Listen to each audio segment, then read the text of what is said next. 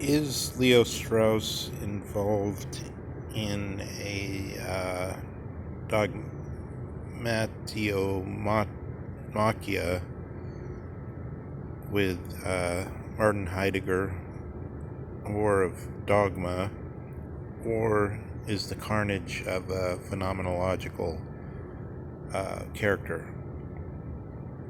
A look at a notorious criticism by Leo Strauss of Martin Heidegger from the essay of 1971 called Philosophy as Rigorous Science, written in English. So we're just looking at the original text. So let me read the crucial paragraph, which is from the beginning. Among the many things that make Heidegger's thought so appealing to so many contemporaries, this is accepting the premise that while human life and thought is radically historical, history is not a rational process. As a consequence, he denies that one can understand a thinker better than he understood himself, and even as he understood himself. A great thinker will understand an earlier thinker of rank creatively, i.e., by transforming his thought, and hence by understanding him differently than he understood himself. One could hardly observe this transformation if one could not see the original form. Above all, according to Heidegger, all thinkers prior to him have been oblivious of the true ground of all grounds, the fundamental abyss. This assertion implies the claim that in the decisive respect, Heidegger understands his great predecessors better than they understood themselves.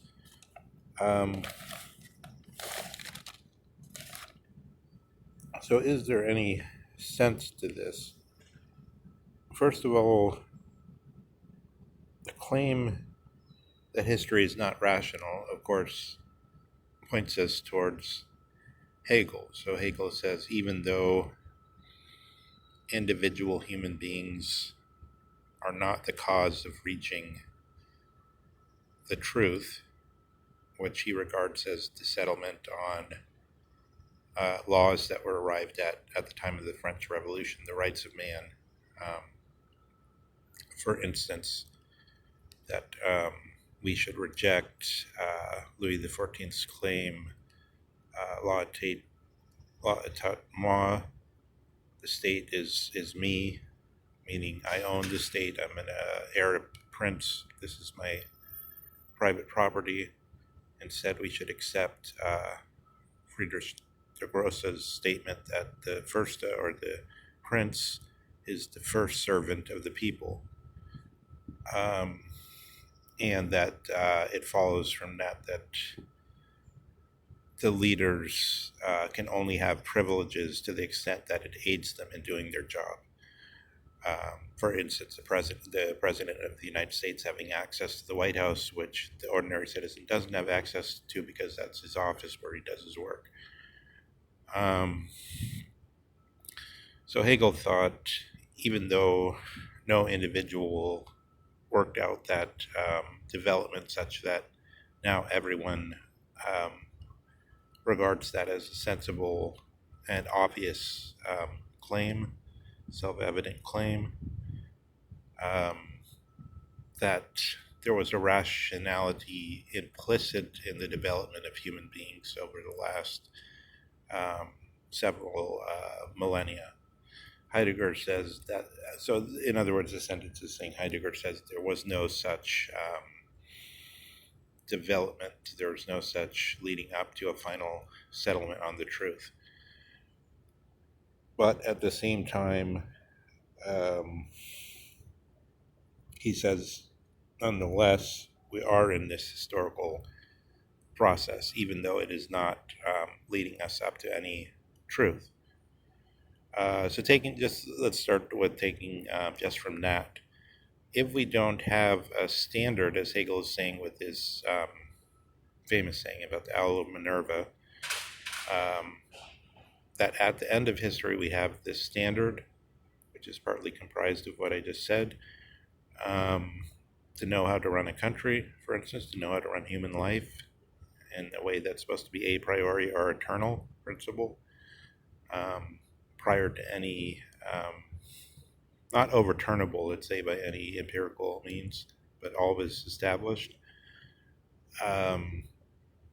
From that, we can then say these are the errors, and this is when somebody has been better or worse.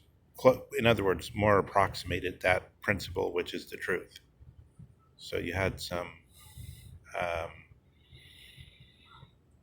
somebody in the past. So Friedrich the Second. No, let's say Frederick the Great. Um, even though he was still um, a prince and still didn't give the laws the first say, um, might have approximated that statement about by which the French outdid Frederick the Great by making it into standing law with the so-called rights of man statement. And then if you go back in time, you see various people may have more or less approximated that and been servants of the people rather than monarchs who ran the government for their own arbitrary reasons. But if you don't have the standard, then how can you say this one is better or this one is worse? So is it true that Heidegger is saying his thinking is better? He doesn't, in fact, say that, because each time is, in a certain way, incomparable. And so Heidegger, I think like Isaiah Berlin would say, we can't say of a time in the past that they got it wrong in such a way that they were much worse, and then this was the improvement, this was an improvement. But rather, we can't really pass judgment on a whole era because there's no place where we come to the completion where we have the Owl of Minerva at our disposal as a ruler by which we can say that they got this far towards it or not this far towards it.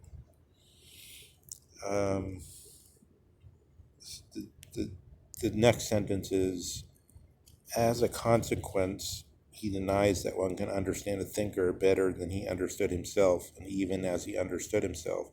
A great thinker will understand an earlier thinker of rank creatively, i.e., by transforming his thought, and hence by understanding him differently than he understood himself. So this is basically, if you make a crude distinction between exegesis, taking things out of a text, and hermeneutia or hermeneutics, which means making an interpretation by entering into the text, entering into the so-called hermeneutic circle. Heidegger's on the side of the hermeneutes, the people that think you have to place yourself into the text so that, for instance, if I have, let's say, a mention of, well, let's say facts, for instance. If I'm talking about facts in the sense of the legal meaning of the word, which corresponds to the Old Latin meaning of the word of the statement accessory after the fact, then I understand that in the old way as a matter of there's a crime occurred and then there's an accessory after the deed, after the ignoble deed, to use the old phrase, ignoble fact.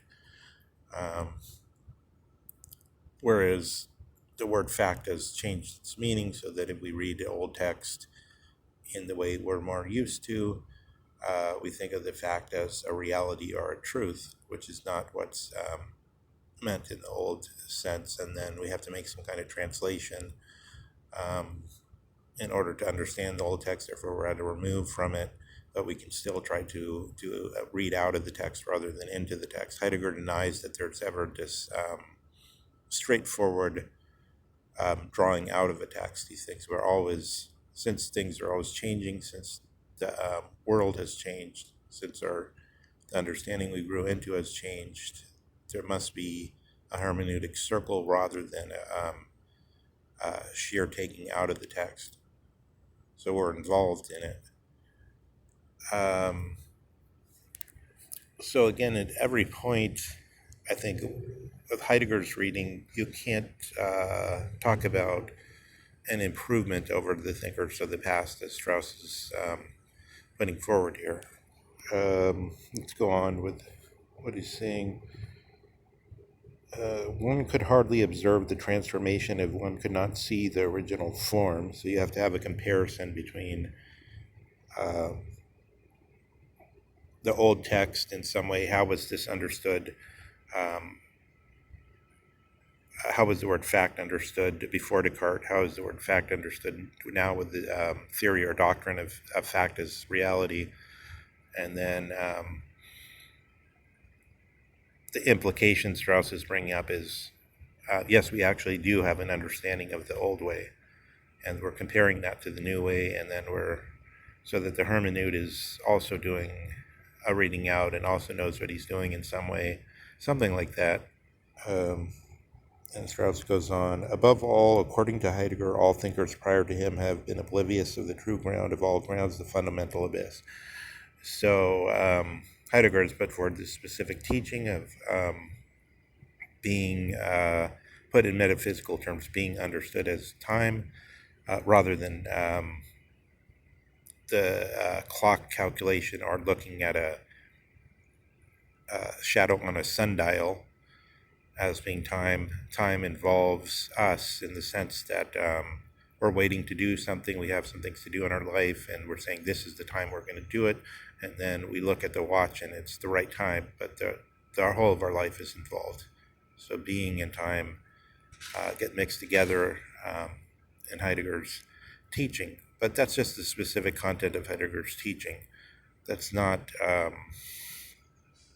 could be other teachings, which then the question is, on what Strauss is saying, can we really say one teaching is better?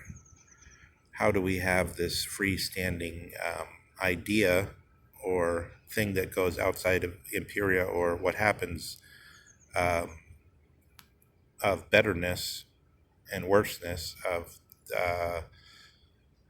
that we can always ask this? So Strauss basically is saying, well, we just look and then we see it's good to have a law against murder, or it's good to have a law limiting the terms of abortion or any other question, and then supposedly we would find out that some of these questions are been the same in all times in all places, and we've made some progress in them. Then Strauss goes on to say, this assertion implies the claim that in the decisive respect Heidegger understands his great predecessors better than they understood themselves. So this is where I think I have to break from Strauss on that. Although I keep it open, I'm not totally sure, but I think this is to force the view that there is going to be something like the Hegelian settlement, where you get that Ala Minerva moment and you get outside history, and from there we can judge. Whereas basically Strauss is breaking his own rule.